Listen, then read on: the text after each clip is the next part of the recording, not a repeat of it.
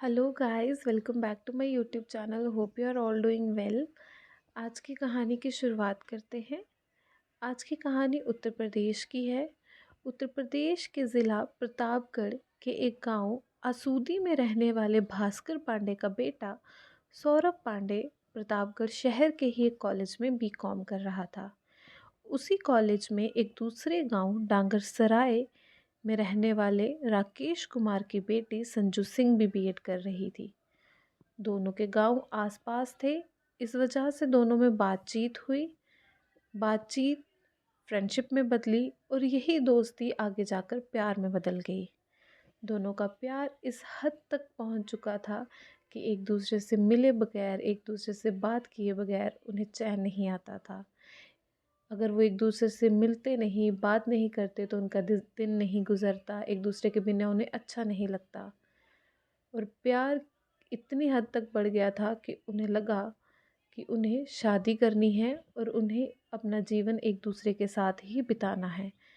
उन्होंने शादी करने का फ़ैसला किया, साथ रहने का फ़ैसला किया। चाहे कोई कुछ भी बोले, घर वाले कुछ भी बोले, समाज कुछ भी बोले, पर ये इतना आसान नहीं था। क्यों? क्योंकि दोनों अलग अलग जाति से आते थे। आज भी हमारे समाज में अलग अलग जाति में शादी करना ठीक नहीं समझा जाता। इन चीज़ों का काफ़ी विरोध किया जाता है। पर दोनों ने मन बना लिया था, फैसला कर लिया था कि उन्हें एक दूसरे के साथ ही रहना है। दोनों ने सोचा कि अगर उनके प्यार की भिनक घर में या किसी और को भी लग गई और उनको एक दूसरे से दूर ना किया जाए, तो दोनों ने शादी करने का फ़ैसला किया। 1 जुलाई 2016 को पड़ोसी ज़िला इलाहाबाद में एक जगह पारदरीवा में एक आर्य समाज का मंदिर था। उन्होंने उस मंदिर की रीति रिवाज की तरह की मानते हुए शादी कर ली। शादी कर कर संजू अपने घर लौट गई। इस चीज़ की किसी भी परिवार वाले को भिनक ना पड़ी कि संजू ने शादी कर ली है और वो शादी कर कर घर लौटी है। शादी के बाद आगे की पढ़ाई के लिए सौरभ पांडे लखनऊ चला गया और वहाँ जाकर कॉम्पिटिटिव एग्ज़ाम्स की भी तैयारी करने लगा। उसके लखनऊ जाने के बाद उसकी और संजू की बात मोबाइल फ़ोन पर होती थी, पर संजू से ये दूरियां बर्दाश्त नहीं हो रही थी। वो खुद को बहुत अकेला महसूस करने लग पड़ी थी। संजू सिंह भी पढ़ लिख कर अपने पैरों पर खड़ा होना चाहती थी।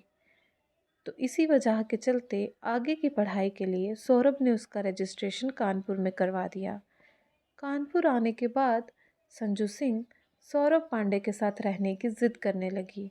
वो अपनी ज़िद पर अड़ गई कि उसे उसी के साथ रहना है और इसी के चलते 18 सितंबर 2016 को वो लखनऊ आ गई। सौरभ पांडे लखनऊ के आशियाना में रहता था। दोनों एक साथ एक ही रूम में रहने लगे।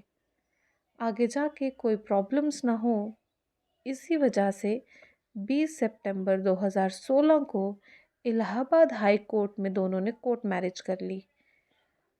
अब दोनों साथ रहने लगे और इसी चीज़ों की भिनक संजू के घर वालों को लग गई।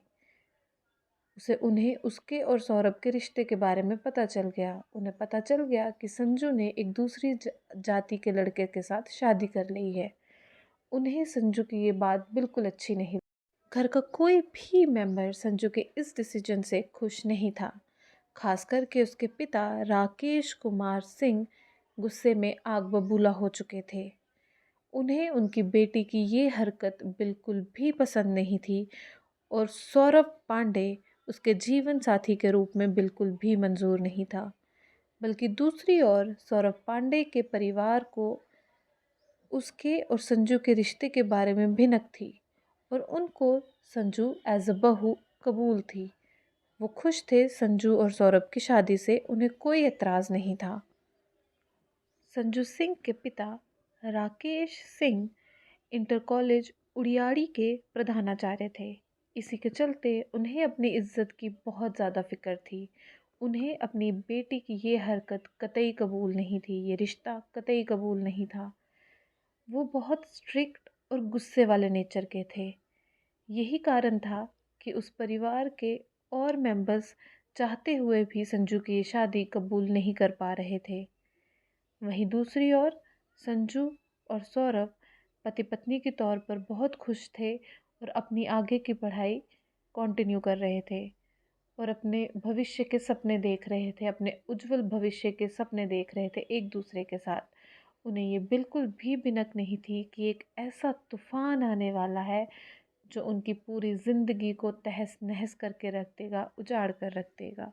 धाम से शादी करने का वादा कर संजू सिंह के पिता उसे अपने साथ गांव ले आते हैं। गांव आने के बाद शादी करना तो दूर की बात, संजू को सौरभ से बात तक नहीं करने दी गई। संजू पर तमाम पाबंदियां लगा दी गई। उसे अपने ही घर में बंधक बना के रख लिया गया। सौरभ ने भी संजू से बात करने की बहुत कोशिश की, पर उसकी हर कोशिश नाकाम जा रही थी।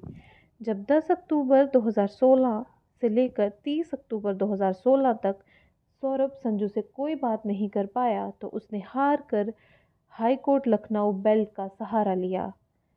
हाई कोर्ट ने 3 नवंबर 2016 को संजू को उसके पति सौरभ को सौंप देने का आदेश दिया और यहाँ तक कि कोर्ट में पेश होने के भी आदेश दिए। पर जब निर्धारित तारीख को संजू कोर्ट में नहीं पहुंची तो कोर्ट ने पुलिस को आदेश दिए। पुलिस ने पाटी कोतवाली पुलिस स्टेशन में संजू के पिता राकेश सिंह को संजू के साथ बुलाया।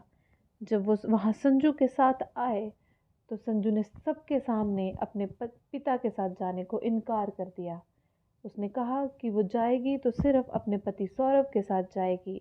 उसने उसे अपना सब कुछ मान लिया है, वो उससे बहुत प्यार करती है, वो उसका पति है और वो अपने पति के साथ ही अपनी सारी ज़िंदगी गुजारना चाहती है। दौरान एक और चीज़ होती थी कि जब भी सौरभ संजू से मिलने उसके घर जाता था तो उसे डरा धमका कर वहाँ से भगा दिया जाता था, उन्हें मिलने नहीं दिया जाता था।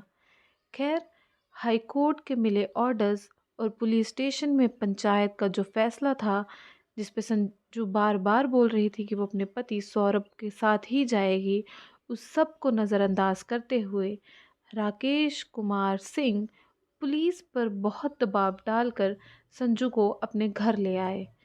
सौरभ चिल्लाता रहा पर पुलिस ने उसकी एक ना सुनी।